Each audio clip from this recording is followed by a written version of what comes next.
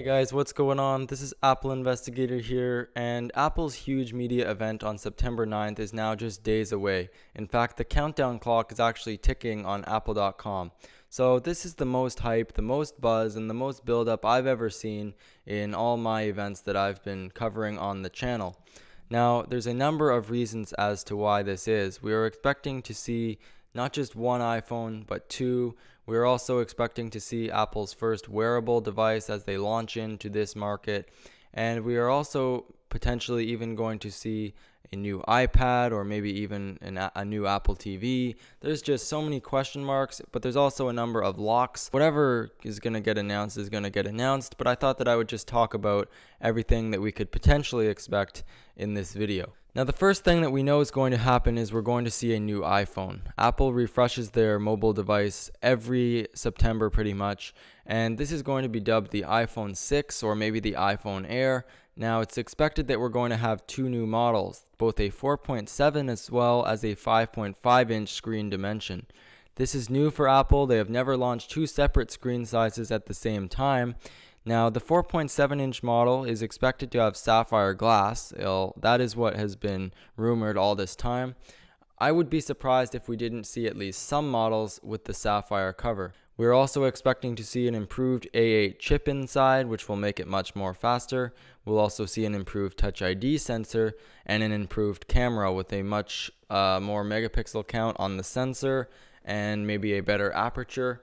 But most importantly, we will be getting a total redesign of the iPhone 6. It looks a lot like the iPod Touch 5th generation. It takes away from the squared off look and goes more towards the rounded look. A lot of people have mixed opinions about this, but Apple will definitely still be able to sell a ton of these, and I'll definitely be picking one up. Now, one big feature that Apple is getting set to announce is NFC and mobile payments. They are expecting to go out and redefine this market. It has never really been established by anyone. Android has had some NFC devices for many, many years now, but it's really been unable to get major credit cards and banks to cooperate with them in getting NFC going off the ground, sort of thing. So Apple has actually agreed to terms with MasterCard, Visa, and American Express to establish this mobile payment system, and this will be definitely a huge part of the event. In terms of the 5.5-inch iPhone, well, obviously it has a bigger screen. Its release date is much more in question. It is not sure if it will actually be available in the store at the same time. It may be, but in much more limited shipments.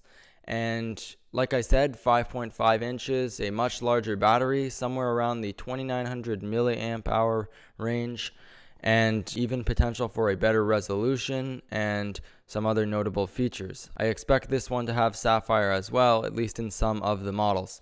Now, both of the iPhone 6s are rumored to be available in 128GB options, so we'll probably see this large capacity get unveiled. Talking about wearables now, it is expected that Apple is going to launch into this market. The iWatch has been so long anticipated, although there has been absolutely no leaks and rumors. There has been some conceptual renders by Martin Hayek, but there has been no evidence of any leaks, rumors, parts, nothing like that. Apple is really good at keeping new products under wraps. In terms of the iWatch though, it is rumored that it will have a curved OLED display with a flexible display actually, covered by sapphire glass. It will also feature wireless charging, and it will apparently have 8GB of internal storage, 512 megabytes of RAM, and the rest really is unclear. We know that it is going to be working hand in hand with the iPhone and with HealthKit.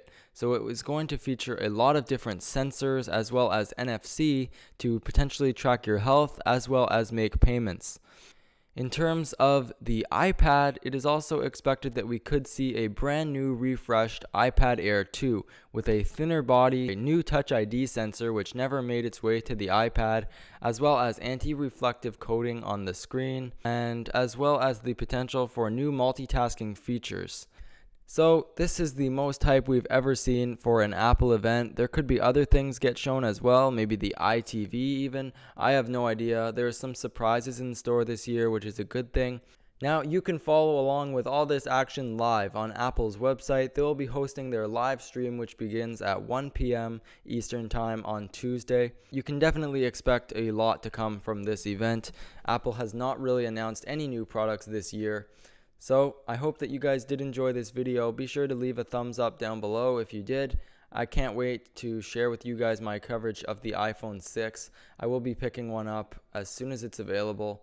Thank you guys for watching, and I'll see you all in the next one. Peace.